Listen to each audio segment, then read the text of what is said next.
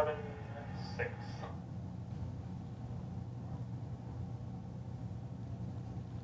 Welcome to the Happiness Jungle TV show. I'm your guest host, CamiBaker.com, and one of my dear friends is our guest today. JerryCaruso actually reached out to me on LinkedIn. So, high tech meets high touch. You can meet people through social media, but you have to be willing to talk to them. So Jerry reaches out to me on LinkedIn and said, hey, I'm with Comics for a Cure. You do some of this purpose-driven marketing stuff. We should talk. And we sat at Panera's and been best buddies ever since. Days. It was days. It was days. They were looking for me. No. Yeah, that's true. We just 2.5 hours or whatever it was. It just flew right by. So how often do you do that? You get on LinkedIn and just stalk people and reach out to them like that? I do it legally. No. If I see someone, like there was a woman tied into veteran suicide, fighting veteran suicides, I friended her and see if, like they're national, but see if they did anything locally or see if they wanted to tie in and do something. So I'll just try to look that way. So it's not always. You're one of the lucky ones. I was one of the lucky ones. Oh. No, because, but it's true, because like, you know, who's going to take that gamble and say like, oh, yeah, sure, I'll meet you, you know, but you mean in a public place and daylight and stuff like that. Well, and now that we've met, I've learned so much about who you are and what you do, and I just wanted to share you with our audience. So, that's nice. So talk about how you got started with, well, Comics for a Cure or whatever you want to talk about. It originally started from just getting started in comedy and just doing my thing back in 1993.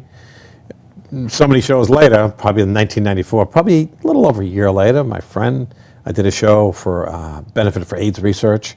We did good, and he was impressed, and he goes, hey, why don't we get together? We should do something further with this. I go, like what? He goes, well, let's talk. Came over to my house, coffee, breakfast, made it.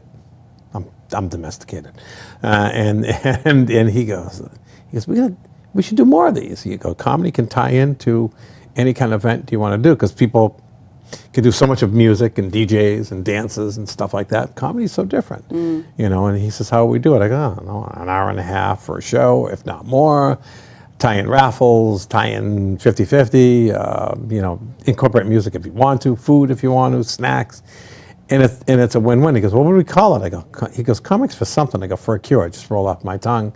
Ever since then, we've been doing shows. I can't tell you how many, you know, everybody goes, what's it average? I go, oh, it could be anything between 1 and 4 times a month that we do it. And as I'm driving here, I got a text to do something for some woman's having a hard time and paying bills, and she thinks she can fill a room full of 200 people, but that's what she says. And I was like, okay.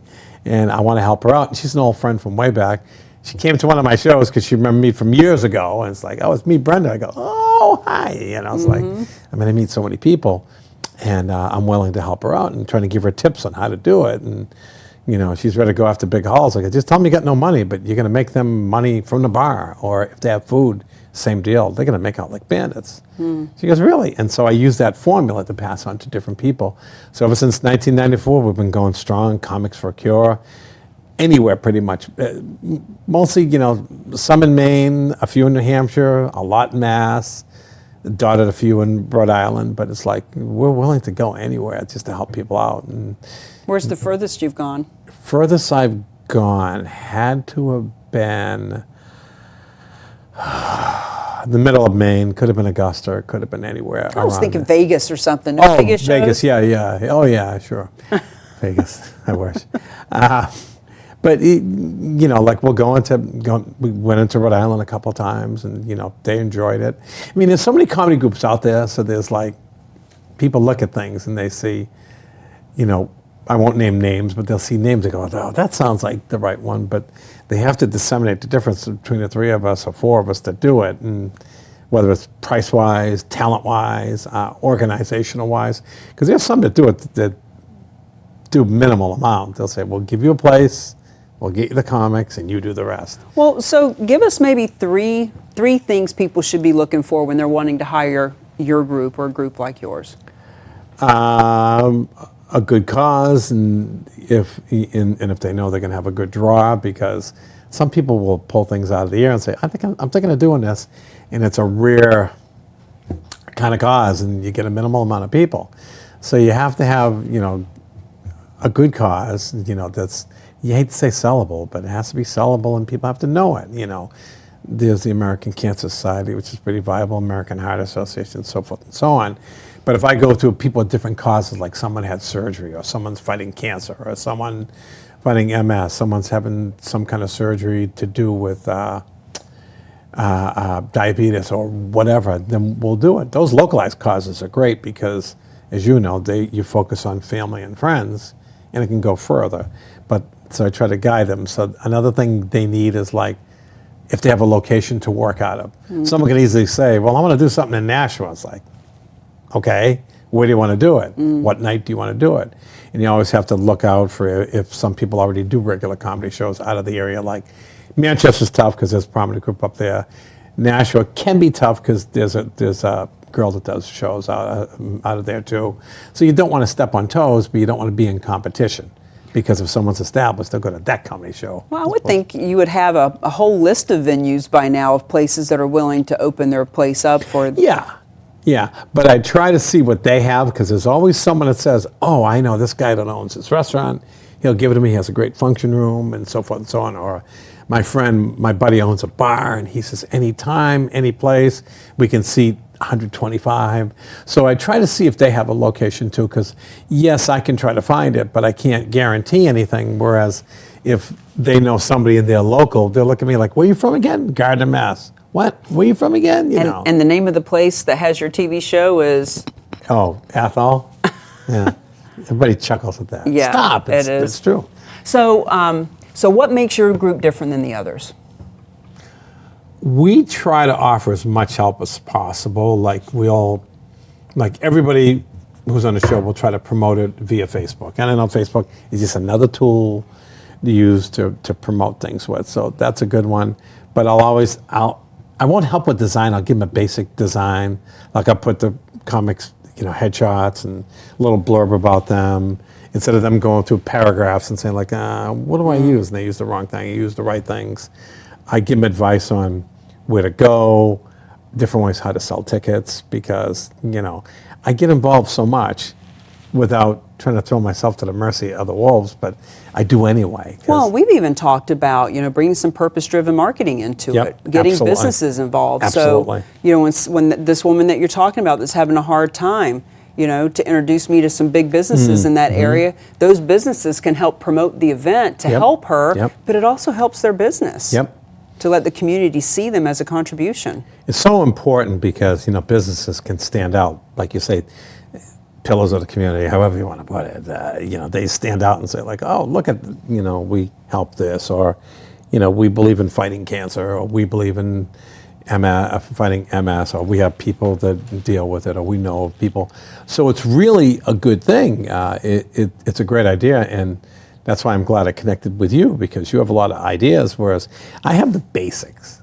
I'll tell them what to do. I'll say, you can approach businesses. I go, you can approach companies and say like, do you want to be a corporate sponsor? Well, all we have in our budget is X amount of dollars. Well, with that X amount of dollars can pay for this.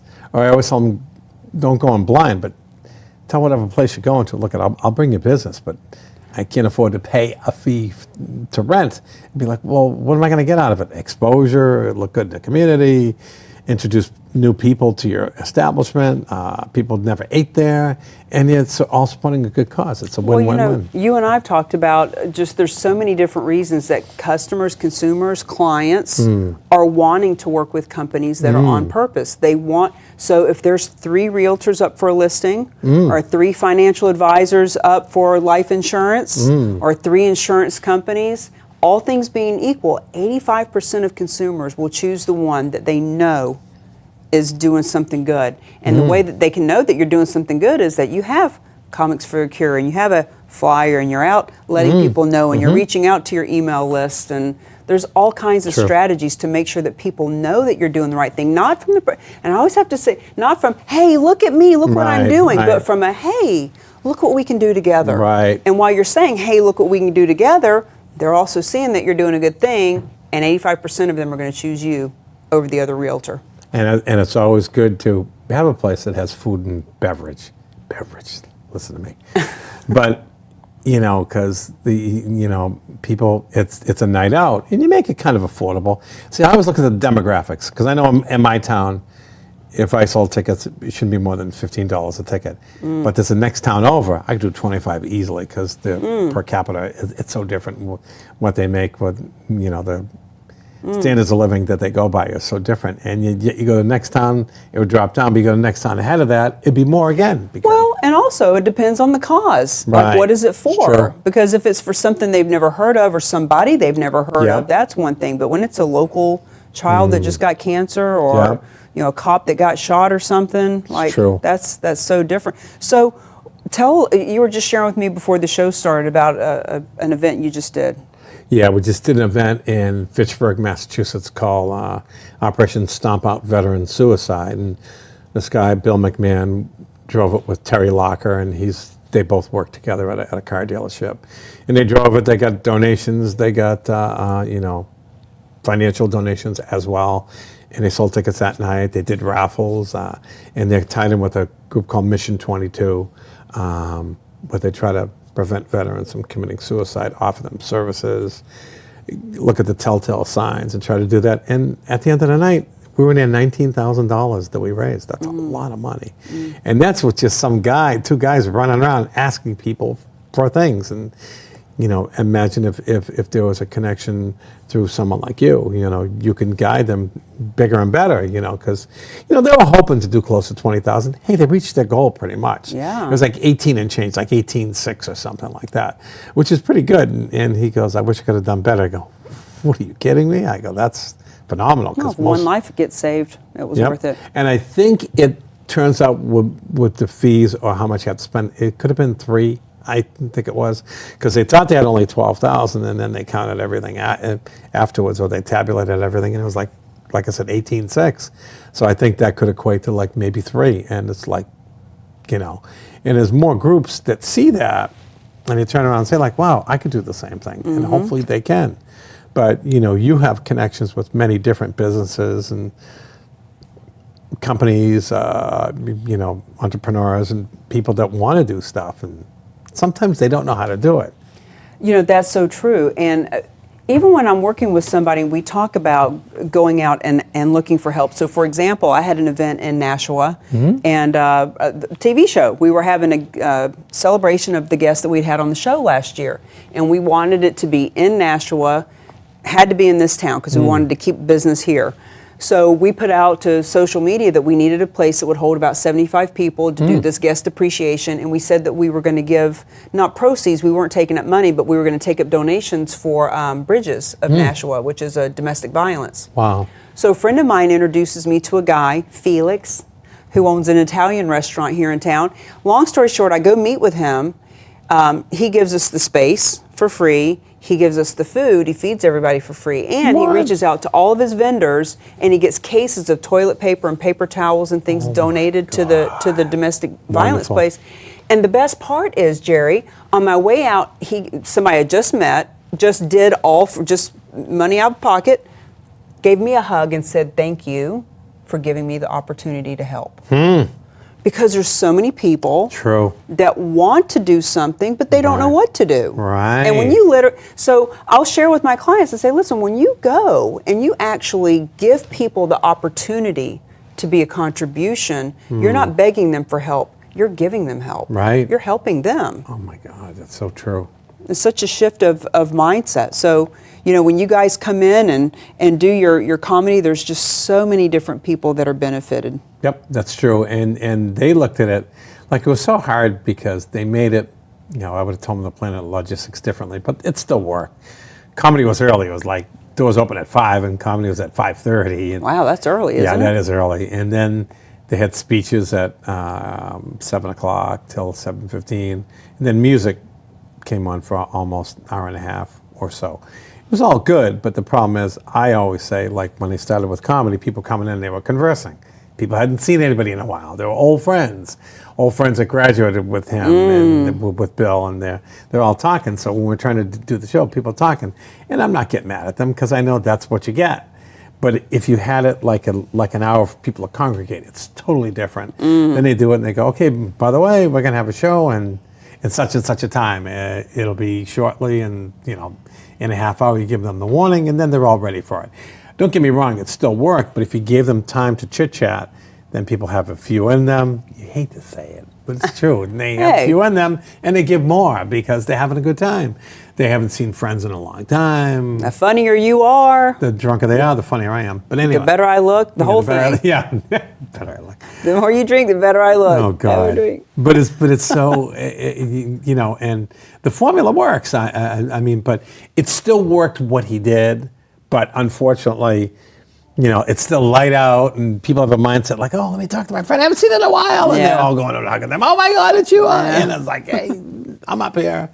But the bulk of the people paid attention. But if you planned it right, which I'm not saying that he didn't, he did a phenomenal job for someone who's never done it before. You had tons of raffles. They had Mission 22 there selling T-shirts and sweatshirts and hats. And Do you have a website where all of your shows are actually on? maybe so. Oh, Maybe you want so. it? Yes. www.Jerry with a J, G, Caruso, comic. .webs.com. Lord. I had to have a long name because there's a lot of Jerry Carusos out there. More Really? than I thought. None like you. But I don't know about that. I have to check it out. So are all of your shows on there? Yeah, they should be on there. Like my calendar goes into next year, but I just try to do up to this year. Well, I need to know what it is because I should have been at that event. Which one? I know. Again, I'm so busy. It's like I have to coordinate and say, like, let me tell Cami. Let me give her a heads up. Let me give her the name of the person. And that's all I have to do. But it's like I had a show earlier today. I had a show now. I'm going to do voiceovers for a radio station tomorrow night. That just came up because it just happened. Friday I'm in Boston. Ed Margiano's doing comedy. They let me do comedy there. Me and another guy, Bob Sheehy, your ex-husband there, whatever. Was he? Whatever. He was my husband. Thank you very much. Okay. Speaking of which, talk about the murder mystery. Murder mystery is a lot of fun. Murder mystery is another thing that people could use as a fundraiser too. Keith and Margot Morrison, yeah, they can. Yep. Or are you just hungry? Because I said my. Actually, the last one I did with you was a fundraiser. Yes, it was. And they, I think because Margiano's is so busy, they pushed it X amount. They could have done more. I mean, people were happy leaving there. They had a grand old time, and they raised money, and I guess... They knew it was me. Yeah, that's right. They knew it was me. Damn it, those people. But I mean, it can be used as a vehicle to raise money, or as a team builder, or as, entertainment for employees, employee appreciation. So I've been doing it since '01, and I'm the cop, as you know. And it's fun, and people have fun. We don't go out to hurt anybody physically. Mentally, we do. We play games. But it's just a lot of fun, and people try to solve it, and they have a good time. They're eating, they're drinking. It's like, it's a win-win. And they make it a whole night, because Margiano's is smart. You check in at 6. You have cocktails till 7, and then you have dinner at 7 o'clock, and then the show starts in between. But as you know, the show can go 2 hours, depending on how playful the audience is. So it's a night. If you got there at 6, you'll probably be out of there by 9:30, 10. So there's your night. Now, is that on your website too? Should be, yes. Yeah. What that, meaning the shows that I'm doing, or? Well, the murder mystery. So anybody that's watching, if they want to see when a murder mystery is coming up, where would they go look? That's, they can go on their website, but www.murdermystery.com. Oh, murdermystery.com. But mine has all the shows that I'm doing. I think I got 2 in September, 2 in October. 2 murder mysteries? Yeah. Huh. No wonder you run out of new blood a lot. Yeah. Explain that to the people, please. Stage blood, folks. Yeah. Because So anybody that wants to be an actress or actor or actor.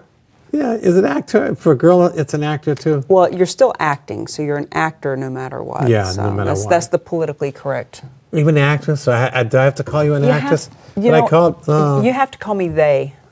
Oh, there we go. There we go. You have to be politically correct. But that's fun too, because people could use that as a fundraiser too, like of a company. I never would have thought of that, and I was just thinking one. Sometimes I don't think of that, but it really does, and it can work, and they would work with you on rates. I can't quote what they do, and you saw how our shows go. It's all pure acting. And you could bring people to someplace in Nashua to do a murder mystery. Definitely.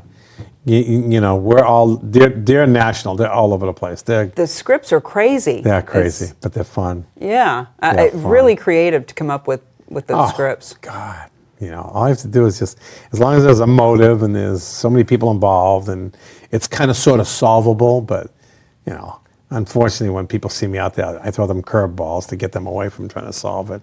I force them to pay attention, but sometimes they don't. They're having too good a time. Whether it's you saying something funny or me or anybody else as an actor or actress or actor. As you said, you're right. Like realtor. Yeah, like realtor. That's right. Oh, I forgot about that. There's a lot of wars out there. I mean, it's so much fun, and it's an easy way to do it too. You know, so there's ways to raise money, and you know, going through you is a big thing. It's a big win-win, especially for corporations looking on how they can do it, because a lot of them don't think it. Like if I make a cold call and say, "Hey, would you like to raise money for a cause?" Who are you again? You know, it's like, whereas you have the book, you have the experience, and you just lay out things for them, or you say, "Let me meet with you," and then it's magic. Well, and I hope people understand there's a big difference in sponsorship and collaboration too. You know, it's one thing to pay $500 for the comics and then show up in 2 months and your logo's on the banner and your name gets said. For me, it's about teaching them how to collaborate. Right. How to literally take that flyer for the comedy show and walk into 500 different businesses. Yep, that's all it takes. Or walk into 20 different networking events and be seen in a different way, have a new conversation to have. And you know what happens too? Like, nobody doesn't like a comedy show. And also, if depending on who I book, they have credits. And you know how people do things. Like if I say, I got Bob Shee, he was in Celtic Pride. I think I saw that movie. You know, people always want to relate. I think I saw him in it. And 9 chances out of 10, they may not have. But in their minds, they're like, oh my God, like I'm supposed to be casting a movie about mobsters. It's like a mobster comedy. Go figure. They want to get an Italian for that. I couldn't believe that one. That's a new one. But it's supposed to start like at the end of the month, beginning of next month. But, you know, people, so if I tell people, oh, I was in this mobster comedy. Oh my God, I think I saw that. You know, they want to relate to you. Or if you go somewhere, Cami Baker, yeah, I wrote this book, Mingle to Millions. Good plug, huh? And they say, oh, I got to meet her. Oh my God, I think I read that. Oh, I got to read that book, you know. And it's like, so people want to relate to who they perceive as celebrities. Like if you go up to Maine, you'd be a celebrity. They'd be like, oh my God, who's this? Who's this? Really? I need to go to Maine. Because if you think about it, Maine, like if you go past Portland, it's all like rustic towns. That pretty much is. The only problem is, though, you can't say, hey, Maine people, Cami Baker is going to be at the murder mystery, because then they'll know that I'm the actor. No, you don't have to say that. But I mean, but I'm saying if you, like toward the end, when I bring out the actors and the actresses and I say like, this is blah, blah, blah, this is her. Yeah. And I say about you, they'll be like, oh my God, I thought I recognized you. Because people want to associate with some sort of celebrity. Like it's their, like someone says, like, just because I say I worked with Larry the Cable Guy, I know Larry the Cable Guy. Of course they do. I doubt they know them personally, but they know them. And they say, oh, I got to talk to him. I got to ask him questions about him. Or if you were with someone that's big within New England, they go, oh my God, you were with that football player, or you were with that person that runs Reebok, or something like that. And then people want to associate with you. So it's always a good thing. Power of association. You're only as good as the company you keep. That's right. That's what Mom always said. Yep. So what's new for Jerry? What's next on your radar? What are you creating next? Like I said, I may be I'm supposed to cast in a movie. I'm going to be swimming in my old pool of blood. That's kind of a nice thought. Oh. Well, it's an Italian way, but that's the thing. But I mean, they said you're giving away the plot. If you're swimming in your own blood, that means no, I could be in a blood bank. I don't know. But I know, but that wasn't a big catch and get me. But it's like, it's supposed to be a mobster comedy. That's one thing. Also, and I think, did you meet Dick and Adam? I don't think you met them. I'll introduce them. They're hot tickets.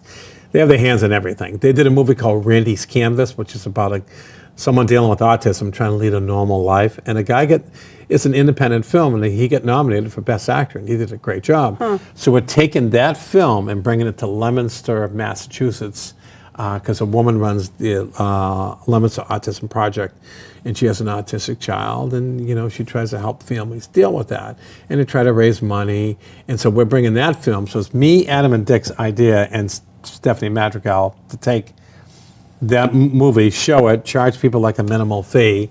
Money goes to Autism Project. We have a red carpet, so when they get out of the car, we get out of the car. It's big time, spotlights and everything, and then show the movie, and then I interview them live on stage. So Does the actor actually have autism? no, but I guess he worked with autistic people, and he tried to study them and see. Oh, yeah. And so he did a great job, and he's only a kid. I say kids because, look, Everybody's- a everybody's a kid to kid. me is, yeah, if someone's 59, I go, oh my God, you're so young, but But I mean, so he did a great job. So when we do that, it'd be like almost like a Hollywood premiere without the fake Hollywood premiere. It's like more like real, and people would be like, oh my God, I met this guy Dick LeBeau and Adam Carbone, and probably never heard of him before, but because they saw the movie and he was in it, and that guy produced it and directed it, oh my God, I gotta meet them. So, Red carpet affair. yep. You're invited, and I hope I wonder if I could build you in somehow. Well, Well, I can talk. always do a book signing and donate the money. I do that. interesting. I do That's that a lot interesting. just for a fun reason That's to interesting. show it with my banner. Oh, that's interesting. So that's my next big project, and the continuation of comedy and murder mystery and motivational speaking wherever I can. I had to do a kids' library the other day. It wasn't a blast, but they didn't tell me all kids were going to be there. I said, I do adult show, and they go, you mingle with the kids, and I just kind of like integrated with them. So people can reach out to you for all of those, including your speaking. And I know you speak on humor is the best medicine, right? Laughter's the best medicine. Yep. Yeah. I do that, yeah. It's fun. It's Nice. fun. But it turns out like you're telling them the facts, but they're waiting for the jokes because I integrate jokes like clean family humor. Do a lot of civic groups and stuff like that. 24. Wow, we're getting down there. Yeah. Well, we've come to the end, Jerry. Darn. Another project Darn, under our you- belt. You and I. You and I. Just you and I. I've been on your show. You've been on my show. That's We've right. done the murder mystery. Yeah. We're doing all kinds of fun Yep. stuff. It is. It's a good life. It's real good life. It's a good life. And it is the happiness jungle. It's a jungle out there, but you can be happy. And when you know people like JerryCaruso, you can laugh it out. And Cami Baker. Thanks for being on. Thank you. Bye.